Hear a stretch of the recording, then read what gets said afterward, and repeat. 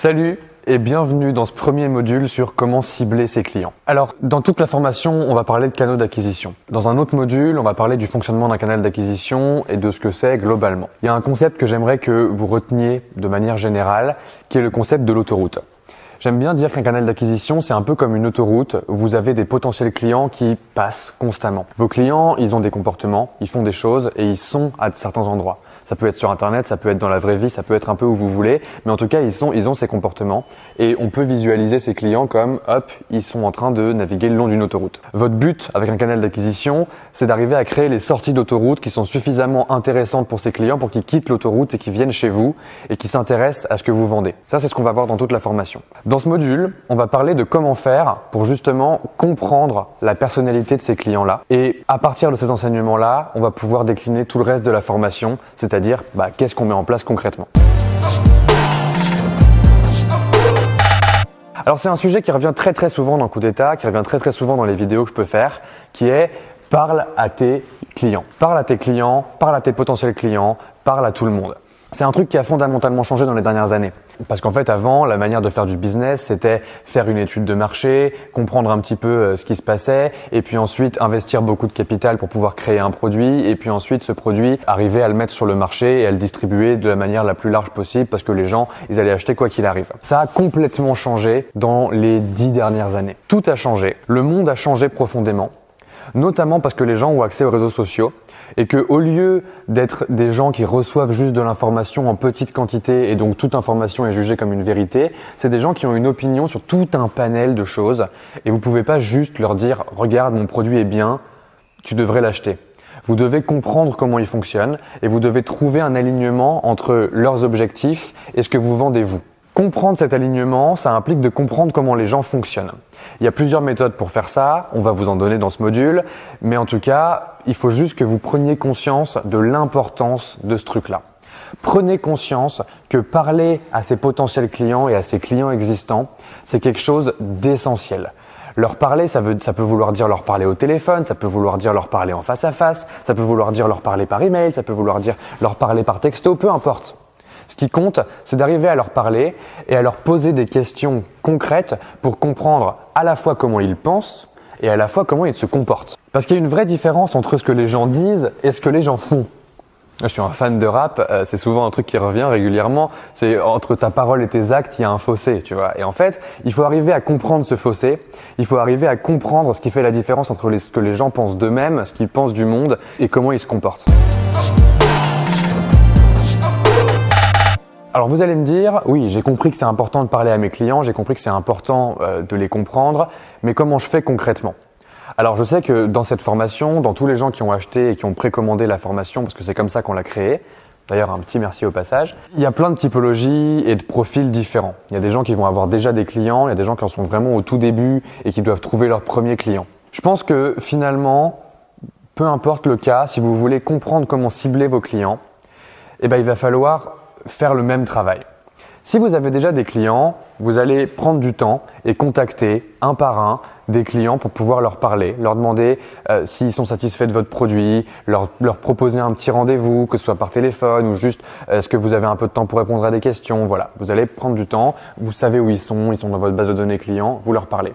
Si vous n'en avez pas du tout, il y a plusieurs méthodes que j'ai répertoriées pour pouvoir commencer à faire une espèce d'étude de comportement des gens qui vont acheter et qui vont devenir votre prochaine cible. La première méthode, elle est universelle. C'est celle du réseau personnel. Le réseau personnel, votre réseau, vos amis, votre famille, votre entourage professionnel, tout ce que vous avez en fait qui sont des connaissances à vous, ça peut être quelque chose de très utile. C'est d'ailleurs, nous, une des grosses inspirations chez Coup d'État, ça reste les grosses startups qui ont cartonné et qui ont complètement explosé, même si on s'adresse à tous les types de business. Et en fait, si tu regardes par exemple Tinder, qui est quand même un sacré succès en termes d'acquisition, au début, Tinder, c'est des étudiants qui ont envoyé un texto à toute leur liste de contacts et puis ils ont dit, regarde, télécharge cette app, ça va te plaire. Et en fait, ce truc du réseau personnel, on le retrouve dans toutes les typologies de business. Quand j'ai parlé à des agences qui sont vraiment des boîtes de services et qu'elles m'ont dit comment elles avaient trouvé leurs premiers clients, la plupart du temps, c'est parce qu'elles avaient un pote ou un pote de pote qui était intéressé par leur service. Dans votre réseau personnel, il y a forcément des gens qui sont intéressés par votre produit ou par votre service, à moins que vous fassiez un truc complètement délirant. Alors c'est sûr que si vous me dites oui, moi aujourd'hui je suis en train de faire de la physique quantique appliquée et que dans votre entourage, il n'y a que des gens qui n'ont jamais ouvert un livre de leur vie, ça va être compliqué. C'est clair et net. Et peut-être que vous allez pouvoir trouver une autre méthode pour toucher des gens qui vont faire partie par la suite de votre réseau personnel. En tous les cas, posez-vous la question de savoir si dans votre réseau, il y a quelqu'un qui pourrait potentiellement être intéressé par ce que vous proposez. Et posez-vous la question de savoir si ce n'est pas le cas, est-ce qu'il n'y a pas des gens qu'on pourrait me recommander dans mon réseau personnel? Vous êtes en train de lancer une boîte. Si vous n'avez pas encore de clients, ça veut dire que vous êtes vraiment au tout début et que vous avez besoin d'y mettre de l'intensité. Si vous lancez une boîte et que vous le faites à moitié, vous n'avez aucune chance pour que ça marche. Peu importe ce qu'est votre objectif. Si vous voulez créer une start-up gigantesque, il va falloir mettre de l'énergie. Si vous voulez créer une boîte de service, une jolie PME qui fonctionne, qui vous rapporte un salaire et qui nourrit les autres gens qui sont vos employés et qui leur rapporte un salaire à eux aussi, vous allez devoir y mettre de l'intensité au départ. Si vous voulez créer une muse pour pouvoir aller vivre sur la plage, boire des piña coladas toute la journée, bosser 4 heures par semaine et faire en sorte d'avoir les doigts de pied en éventail tranquillement parce que votre business tourne sans votre intervention, il va falloir mettre de l'intensité au départ. Parce que construire un business, ça porte bien son nom, c'est construire un business. Et la seule manière de le faire, c'est d'y mettre de l'intensité.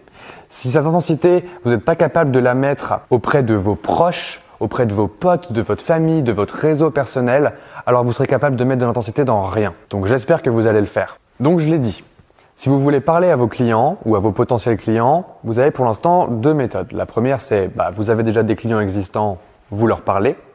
La deuxième, c'est votre réseau personnel. J'en rajoute une troisième. Cette troisième, c'est de parler à des communautés existantes. Alors, avec Internet, il y a énormément de communautés qui existent un peu partout. Il y a des communautés qui sont dans votre cible, des communautés qui correspondent à votre niche. Il y a vraiment des gens qui se parlent énormément. C'est le cas par exemple d'Etsy. Etsy, c'est une marketplace qui permet à des particuliers de vendre à d'autres particuliers des objets qui sont faits main. À la base, quand ils ont lancé Etsy, ils étaient en train de tester plein de produits différents, ils cherchaient leur product market fit, et puis ils ont fini par tomber sur la communauté Get Crafty, qui est un forum, vous pouvez aller voir, getcrafty.com, et c'est encore un forum vraiment à l'ancienne, mais il y a beaucoup de gens qui partagent dans cette communauté leurs trucs DIY, leurs objets faits main, les choses qu'ils créent, etc. Et en fait, Etsy, ils se sont rendus compte que sur ce forum-là, les gens essayaient de temps en temps de vendre leurs objets les uns aux autres ou à des particuliers, mais qu'ils n'avaient pas de solution pratique pour le faire. Et ils ont créé le produit qui permettait d'échanger ça. Donc, ils ont créé la marketplace Etsy pour pouvoir mettre en relation l'offre et la demande.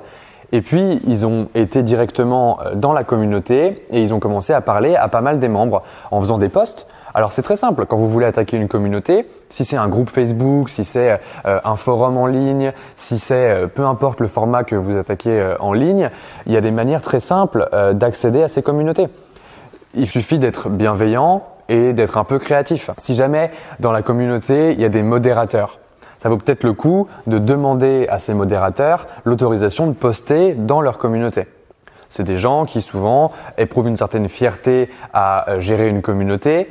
C'est des gens aussi qui veulent protéger leur communauté. En tant que chef de communauté, ton but c'est de créer un safe space pour pas que les gens se sentent menacés à l'intérieur. Donc ils ont probablement des règles, il faut que vous compreniez ces règles. Ça vaut le coup de passer du temps au sein de ces communautés, de comprendre leur code, de comprendre ce qui fonctionne et ce qui fonctionne pas avant de commencer à interagir avec sans forcément d'intention préalable. Je prends le cas de Fempo. Fempo, quand elles ont lancé leur culotte menstruelle pour la première fois, elles ont posté sur des groupes Facebook comme Wanted Community, comme des grands groupes Facebook d'entraide, etc. Elles ont d'abord demandé au manager du groupe « Est-ce que ça vous dérange si on poste un questionnaire juste très bienveillant pour faire un peu notre étude et comprendre comment on peut aider au mieux les femmes à gérer leur période de règles ?» La personne leur a dit « Bah ouais, allez-y, moi j'y vois pas de problème, j'y vois pas d'inconvénient. » Au contraire, elle s'est probablement sentie un peu flattée que quelqu'un lui ait demandé l'autorisation de pouvoir poster dans son groupe. Parce que la plupart des gens vont faire « Bah ouais, vas-y, moi je m'en fous, je poste quoi qu'il arrive. » Et puis hop, ils se font bannir derrière. Et puis elles ont récolté des milliers de réponses parce que la question qu'elles posaient était hyper pertinente auprès de leur audience, c'est-à-dire les femmes. Et les femmes, c'est pas une niche, c'est un grand groupe de personnes. Donc elles ont pu parler à énormément de gens et prendre de l'information. Parce que prendre de l'information, je le répète, c'est essentiel. Les communautés existantes, c'est pratique pour prendre cette information. J'ai parlé beaucoup des communautés en ligne, mais il y a aussi évidemment des communautés physiques. Ces communautés physiques, le meilleur exemple et qui va revenir dans beaucoup de startups d'exemples que je vais citer au long de cette formation, c'est les universités. Les universités, c'est des communautés d'étudiants. Les lycées, c'est des communautés de lycéens. C'est très intéressant parce qu'ils sont tous regroupés par des comportements similaires et par des tranches d'âge. Et en fait, c'est des communautés, c'est des gens qui se parlent entre eux très rapidement. C'est ce qui fait que chez Tinder, à la base, les 15 000 premiers utilisateurs, ils ont été trouvés parce que la CMO, elle allait directement dans les universités, elle prenait les gens par groupe de 150, elle leur faisait un pitch en leur expliquant ce que c'était Tinder, et elle leur disait maintenant, vous êtes tous dans la salle, ça a l'air tous de vous intéresser, installez tous l'app. Et elle a fait comme ça un roadshow de toutes les universités américaines, elle est rentrée en contact avec tous les étudiants, quand elle est partie, il y avait 5 000 utilisateurs, quand elle est revenue, il y en avait 15 000. Et en fait, cette manière-là de prendre de l'information, c'est une manière brute, avec de l'intensité, de pénétrer des communautés déjà existantes et d'aller commencer à discuter avec eux, dialoguer avec eux et trouver des gens à qui vous allez pouvoir soutirer de l'information pour pouvoir trouver ensuite comment avoir plus de clients. Il y a d'autres méthodes et on en détaillera très certainement dans des vidéos pratiques en fonction de ce que vous nous demandez au fur et à mesure de la formation. Ces autres méthodes, ça peut être de scanner les réseaux sociaux. Par exemple, si vous avez un produit ou un service que vous estimez être meilleur que la concurrence, vous pouvez taper dans Twitter « tel service n'est pas pratique ». Si par exemple vous vous lancez sur le marché de l'eau minérale, et ben vous tapez sur Twitter « j'aime pas Evian ». Et ben en fait vous allez récupérer toute une liste de tweets de gens qui disent « ah ouais moi j'aime pas Evian parce que machin ». Et en fait ces gens-là, ils sont très sûrement ouverts à la discussion parce que s'ils se plaignent en public, ça veut dire qu'ils ont été déçus à un moment du produit qu'ils ont utilisé ou du service qu'ils ont utilisé et du coup vous allez pouvoir leur dire « ah ouais mais pourquoi ?» Et là vous allez pouvoir commencer à entretenir des relations. C'est un travail qui est fastidieux, c'est un travail qui demande du temps mais qui vaut le coup. De la même manière, vous pouvez aller directement sur LinkedIn et scanner tous les profils de gens qui vous intéressent et essayer de comprendre comment rentrer en contact avec eux, comment leur poser des questions et comment avoir une conversation avec eux, qu'elle soit écrite ou qu'elle soit formelle, téléphonique. Et vous pouvez faire ça sur LinkedIn, vous pouvez utiliser des outils comme Hunter. Hunter, c'est un truc qui vous permet de rentrer le nom de n'importe quelle boîte dans le monde et de récupérer la liste des adresses email qui correspondent à cette boîte. Et après, vous pouvez envoyer des calls d'email. Vous pouvez juste envoyer un mail en disant « Bonjour, je suis en train de bosser sur tel sujet, j'aurais besoin de comprendre un peu quelles sont vos attentes par rapport à ce sujet-là. Est-ce qu'on pourrait discuter ?» Si vous êtes inscrit sur LinkedIn et que vous avez quand même des demandes régulières, vous les connaissez ces bots-là. Il y a des gens qui ont des bots automatiques qui, dès qu'ils vous ajoutent sur LinkedIn, vous disent « Bonjour, je travaille dans tel secteur, j'aimerais bien comprendre comment faire pour vous aider dans tel truc. » Et je suppose que s'ils le font et que c'est fait à une telle échelle, c'est qu'en fait, il y a un taux de réponse qui est quand même très élevé. Et ces gens-là, ils ont très probablement quelque chose à vendre. Mais vous aussi, vous avez quelque chose à vendre. Ça ne veut pas dire que vous allez le vendre dès le départ, mettre le pied dans la porte, être le vendeur américain avec de la mayonnaise dans son attaché case. Ça veut dire que vous allez poser des questions aux gens et vous intéresser réellement à leur vie. Parce que s'intéresser réellement à la vie de vos clients, c'est ce qui va vous permettre de comprendre comment choisir un canal d'acquisition qui va fonctionner pour vous. Là, jusqu'à maintenant, je vous ai parlé de grands chiffres. Je vous ai parlé de Tinder qui est passé de 5 000 à 15 000 personnes. Je vous ai parlé de tout ça. Peu importe la manière, peu importe le nombre de gens. Ce qui compte, c'est que vous le fassiez avec intensité et que vous le fassiez de manière régulière. Si vous en êtes au début de votre business et que vous vous posez la question de comment trouver vos premiers clients, il va falloir choisir un canal d'acquisition qui fonctionne. Donc, il va falloir être créatif et il va falloir y aller avec les mains et surtout avec les dents. Si vous en êtes plus loin dans votre business et que vous voulez choisir un nouveau canal d'acquisition, il va falloir y aller pareil, se retrousser les manches et se dire « Ok, comment je vais faire pour parler à un maximum de mes clients dans un temps assez court pour pouvoir ingurgiter de l'information et comprendre quel canal choisir ?» Je pense que vous avez saisi le concept. Maintenant, je vous ai parlé de l'importance de récupérer de l'information, de l'importance de comprendre comment les gens pensent, comment les gens fonctionnent, comment les gens se comportent. Je vais essayer de vous donner un petit peu de clés pour comprendre quelles questions leur poser et comprendre comment dresser un profil d'une personne parce que ce profil-là va vous permettre de choisir un canal d'acquisition ou plusieurs canaux d'acquisition avec beaucoup plus d'aisance. On revient au sujet de ce module qui est cibler mes clients.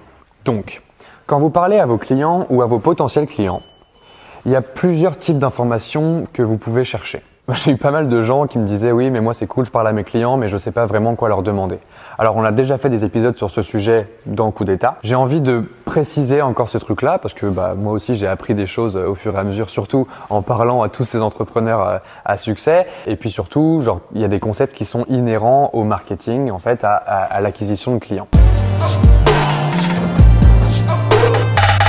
la première chose, c'est comprendre quelle est la typologie générale du client et son profil. Ça veut dire son âge, sa situation professionnelle, sa localisation, est-ce qu'il est célibataire, marié, avec des enfants, etc.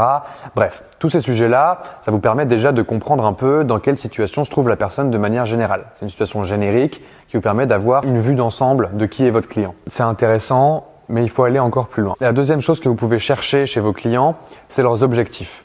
Qu'est-ce qu'ils veulent accomplir ? Qu'est-ce qu'ils veulent accomplir dans la vie qui correspond à peu près à votre produit ? Alors si vous êtes une agence de design, peut-être que ce qu'ils veulent accomplir, c'est avoir un site qui est beau, avoir un site qui vend mieux, peut-être que c'est avoir un site qui convertit mieux. Si vous êtes par exemple dans l'interview qu'on a faite avec Vibe, Vibe c'est la néobanque des jeunes, donc c'est une société qui propose une carte bancaire de paiement à des jeunes de moins de 18 ans. Les jeunes de moins de 18 ans, ils veulent pouvoir payer des choses tous les jours au quotidien sans avoir l'impression d'être dépendants de leurs parents. Ça, c'est un objectif. Ces objectifs-là, il faut les comprendre, il faut se poser la question de qu'est-ce que les gens veulent faire en utilisant mon produit potentiellement. Ces objectifs, ils sont intimement liés à des motivations. Les motivations, ça va être pourquoi je veux atteindre cet objectif. Alors peut-être que si on reprend l'exemple de Vibe, la motivation, peut-être que ça va être l'indépendance. Je veux m'émanciper de mes parents, donc je veux une carte bleue, je veux pouvoir payer des choses. Peut-être que ça va être la reconnaissance sociale. Je veux que mes potes se disent que je les ai invités au resto et que donc du coup je suis quelqu'un de cool dans le cercle social de mon lycée. Peut-être que ça va être d'autres choses. Si vous êtes une compagnie d'assurance, vous allez peut-être vendre sur la peur, auquel cas la motivation c'est la peur. L'objectif, c'est s'assurer que je vais être remboursé si jamais je me fais voler quelque chose. Et donc la motivation derrière, émotionnelle, c'est la peur. Il faut comprendre ces motivations-là et il faut arriver à dresser un portrait de la personne à partir de ses objectifs, de ses motivations et de ce statut social général. À ça, on peut rajouter tout un tas d'éléments.